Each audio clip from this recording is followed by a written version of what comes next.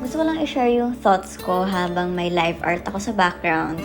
At today, yung gusto kong pag-usapan ay yung pagiging ilang ko sa pagkuha ng relationship advice sa TikTok. Kaya kung gusto niyo sumama, gusto niyo manood, let's go! Alam niyo, parang may point lang dati na lahat tayo ayaw mag-TikTok. Parang hindi ko maganda yung content dyan, nilipat yan sa Facebook, ganyan. So, manunod na lang tayo ng TikTok Reels sa Facebook, minsan sa YouTube, ganyan.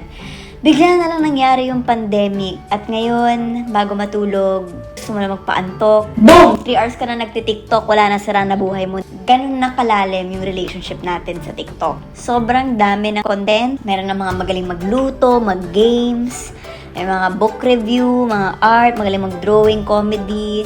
Siyempre may dance at tub smash pa rin. There's squirrels in my pants!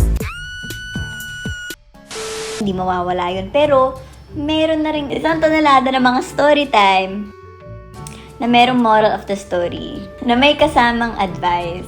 Ayun, may kanya-kanya silang mga opinion sa mga nangyari sa buhay nila. Ngayon, valid naman yun kasi lahat naman ng iba't ibang tao may kanya-kanyang perspective at pinagdaanan at allowed sila magkaroon ng kanilang mga reaction or insight sa mga nangyari sa kanila personally. At yung akin, entitled sila sa views na yun at wala tayong karapatan na questionin yung nararamdaman nila.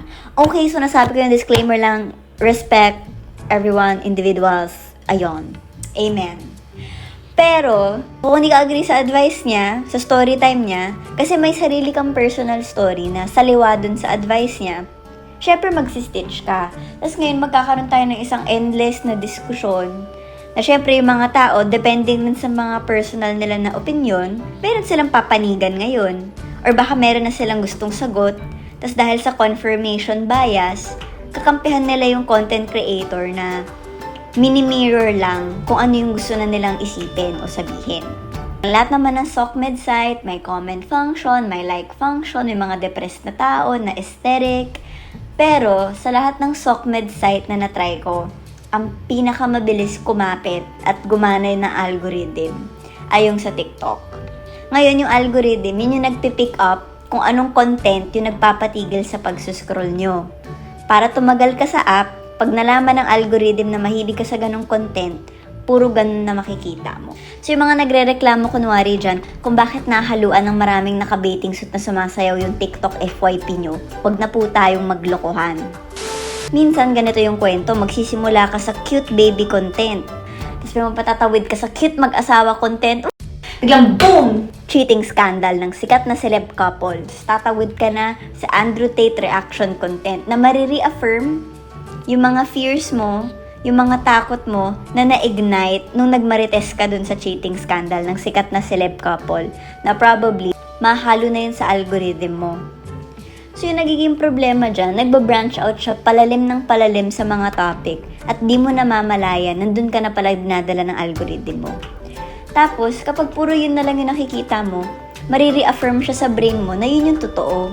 Ang di mo alam, may kabilang dako yung TikTok na iba yung sinasabing advice. Kaya nagkakaroon ng parang echo chamber na weird. Na halimbawa kung mahilig kang makimarites tungkol kay cheating celebrity husband, kung sino man yun ngayon,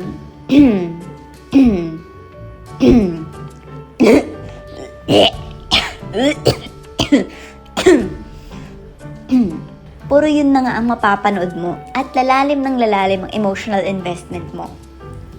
Though, minsan may positive effect naman. Like kung hirap ka sa self-love, susubukan mong manood ng mga uplifting content, mga you're a queen, yes, slay, ikaw ang main character, ganyan. Tapos lagi kang mabibigyan ng mga positive affirmations. Or kung mahilig kang magluto, maka-explore ka ng iba't ibang recipe. Minsan may mga nagpo-post ng recipe nila mula sa kanilang mga probinsya, sa kanilang mga bansa, sa kanilang mga syudad, o kung saan mang lupalop sila nakatira sa mundo. So maganda siyang explorative tool talaga para makakita ka ng mga ginagawa ng ibang tao na makakadagdag sa buhay mo. Pero double-edged sword talaga siya. Kasi ang hirap kapag kumapit yung algorithm hindi sa interests mo o sa pangangailangan mo. Paano kung kumapit yung algorithm sa emosyon mo? So for example, malungkot ka ngayon, o galit, o in love, o kung ano mang malalim o mapusok na emosyon, gagatungan yan ng feed mo. Kaya may danger dyan na minsan, yung temporary feelings natin nagiging concrete na mindset. Nahaluan na yung permanent mo na disposition o tingin sa mundo. Which takes me to the point of this video. Bakit nga ba naiilang ako sa relationship advice sa TikTok? Ngayon, to be fair, wala naman akong issue sa pagkuha ng relationship advice from outside sources, like family, friends, ganyan. Minsan. Kasi may mga tao na nasa abusive or toxic relationships at di nila napapansin o nakikita kasi masyado silang malapit sa sitwasyon. Though ako, personally, lahat ng nagiging desisyon ko romantically, never kong binis sa sinabi ng ibang tao. Kasi maganda na makakuha ng ibang opinion minsan para lang makakuha ka ng additional information kapag nagdedesisyon ka para sa sarili mo. Okay, pero sa TikTok, a lot of creators tend to generalize based on their own personal experience.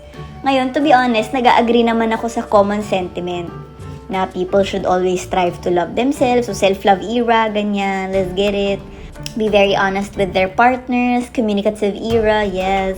Never settle and should always have and maintain their non-negotiables. Pero hindi yun kasi yung problem ko. Wala akong problema sa mga specific na advice. So baka inisip nyo ngayon, so ano ang problema mo sa amin na ilang ka kumuha ng advice? Okay, wala akong problema dun sa sinabi no basta sa bibig ng content creator. Yung akin lang, galing kasi yun sa insight nila based sa personal experiences. So the problem isn't that they're spreading bad advice, quote-unquote, intentionally. Yung problema dito talaga for me ay yung pipeline, yung algorithm. So nakagawa siya ng fear-based perspective sa love and relationships. Halimbawa, wala namang mali sa know your worth. Like, okay, mahal mo sarili mo, tapos gusto mo ma-maintain yung self-love na yun while in a partnership. Pero kasi, meron ding type of content na know your worth in a way na maiinis ka sa every small problem ng kadate mo. Mapapraning ka sasabihin sa'yo na, hindi, ito rin red flag. Kasi before then, meron kumalat na stitch this with something that people don't see as a red flag but you personally see as a red flag. And then, isi-stitch yun ng tao with a very, very specific experience na nagkataon lang sa case na yun, red flag yung bagay na yun. Pero kung in-apply mo siya sa isang normal na tao na malayo sa sitwasyon na yun, parang di naman siya ganun ka-concerning. So, alam mo yun, yung mga red flag na lang ngayon kung ano-ano, parang minessage ka, tas hindi sobrang haba, or hindi pina-feel sa'yo na queen ka with every selfie that you post. Well, may kanya-kanya kasing love language yung mga tao. Kaya nga, yung purpose din ng pagpasok sa relationship, yung pagko-communicate ng needs nyo. Ngayon, kung hindi na-meet yung needs nyo, tsaka na siya red flag, or tsaka na pag-iisipan na, okay, hindi pasok sa personality ng tao na to na ma-meet yung needs ko. And that's fine. It doesn't make them a bad person. It doesn't make them a red flag person. It just means na hindi kayo compatible. So, may instances though, especially for young people na baka hindi pa nakapag-date or wala pang enough experiences para magkaroon sila ng standard or magkaroon sila ng realizations on what they can and can't tolerate, helpful naman talaga na magkaroon ng practice of checking red flags. Like, nung college, I know people who were in abusive relationships. Tapos, they don't know better. Kasi, mga bata pa kami nun eh. Wala pang K-12 nung time na nagka-college ako.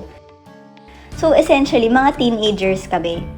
So, hindi pa uso nun yung mga terms na trauma bond, narcissist, mga ganong terms. So, kami, parang very clumsy lang kami dun sa pagbigay namin ng affection, sa pag-idealize lang nitong thought of unconditional love. Kaya yun yung mga one of those instances na okay lang makakuha ng outside advice. Like I mentioned before, wala namang mali sa pagkuha ng outside advice. Yun nga, parang you will always regret decisions na ginawa mo based from what other people say. Kaya yung akin, kung kukuha kayo ng advice sa TikTok, don't make it the sole reason for making that choice. Only make the decision to end the relationship if you personally feel like it's time. Ikaw lang naman yung makakapagsabi. Paano kung okay pa kayo, masaya naman kayo, tapos may nakita kang nakapraning na content, nagsimula ka ng away? 'Di ba? Yun yung mga instances na nakakasira yung ganitong type of content. Pati kung puro yun na lang yung nakikita mo, parang magkakaroon ka lang ng mentality na kailangan lagi kang on the lookout, everyone's here para isahan ka. So, ang dami lang nasa situationship, nagma-microdose sila ng relationship. Kasi yun nga yung nakakatakot mag-commit. At hindi nakakatulong sa takot ng mga tao itong mga fear-mongering na TikTok. Na kaya lang nagiging fear-mongering dahil nga sa algorithm. Na it can be for well-meaning content creators who just want you to get the best relationship that you deserve. Pero yung pinapakain sa'yo na content nila, yung sunod-sunod na nakakatakot na content na hindi siya nababalance out ng ibang mindset or ibang view. Yun nakakatakot lang kapag magbago yung mindset mo na imbis na I would like to be in a relationship where I can keep my peace at makip ko self-love ko, parang na-turn na siya into this aggressive way of thinking, fear-based thinking, na I deserve the absolute best and people need to meet that bar. Na medyo unrealistic. Kasi ikaw rin as a person, hindi ka perfect friend, hindi ka perfect ka-relationship, hindi ka perfect na anything. Kung any relationship you have with anyone, hindi ka perfect. So, while I agree na you should have a standard, hindi yung standard na para siyang checklist. It's more of, alam mo, since mahal mo sarili mo, alam mo kung ano yung mga bagay na makakapag-preserve ng self-love mo. And that's enough. Hindi siya yung parang hinihintay mo lang magkamali tong tao na to and prove to you na hindi siya worth it. Kasi lahat naman ng tao may kanya-kanyang worth. So, medyo pangit din isipin na may mga tao na disposable. Dahil grabe yung sweeping generalization sa TikTok. And while sometimes applicable naman talaga siya in certain situations, magagaslight ka rin kung ikaw rin ba pasok dun sa situation. Maski hindi naman talaga. Or yung mga nakaka-feel na relationship ending yung kapag di alam ng partner niyo yung sagot sa mamahalin mo pa rin ba ako kung uod ako. Diba? Yung mga ganung bagay na kayo naman makaka-decide kung ano yung importante sa inyo. Importante ba sa inyo yung partner na kayang, yung charming magsalita at kaya lusutan yung mga ganung bagay? Or gusto niyo ba yung partner na sobrang brutally honest, na maski hindi perfect yung answer niya, at least nagsasabi ng totoo? Or gusto niyo ba yung partner na funny lang, tinanong mo siya ng ganun? So, may kanya-kanya kang needs. Kaya yung mga tao na nagsasabi ng red flag nila, dahil nga hindi naman abuse or toxicity, talaga random pet peeve lang siya, baka naman hindi yun pasok sa sitwasyon mo. You could be turning yourself into this fearful person. Though, syempre, since may kanya-kanyang echo chamber, may TikToks rin naman na pinopromote yung loving energy versus fear-based energy.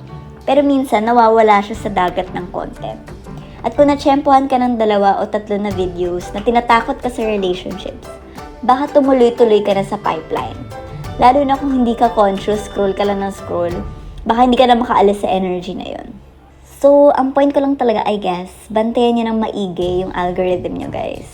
Pati, alalahanin nyo na kayo lang ang nakakaalam ng sitwasyon nyo sa buhay, kaya huwag nyong ibase ang mga desisyon nyo solely sa mga sinasabi ng ibang tao. Kung kayo nang-aral sa mga storytime, mga influencers na gusto nyo, sige. Pero maging critical din tayo kung saang parte na iiba yung kwento natin. Okay, as my last thoughts, palagay ko, ang hanap lang talaga kasi ng mga tao yung ideal na unconditional love. Lahat ng tao may inherent need para doon, kaya patok na patok yung ganong content sa TikTok, may hirapan ka talagang hindi mapascroll. Pero nagkakaroon kasi ng confusion between unconditional love and realistic partnerships. Magkaiba yung mga pangangailangan ng good relationship versus sa emotion or feeling ng unconditional love. Kaya may situations where people can love each other and not end up in a long-term partnership. Or there are situations na nailalaban naman ang long-term relationship despite having shaky foundations. Or minsan, nauuna ang relationship bago ang love kasi kailangan niyo magpanggap na magjowa para magselos si Athena at balikan niya yung gangster na. Final point. Zoom in sa hidden message.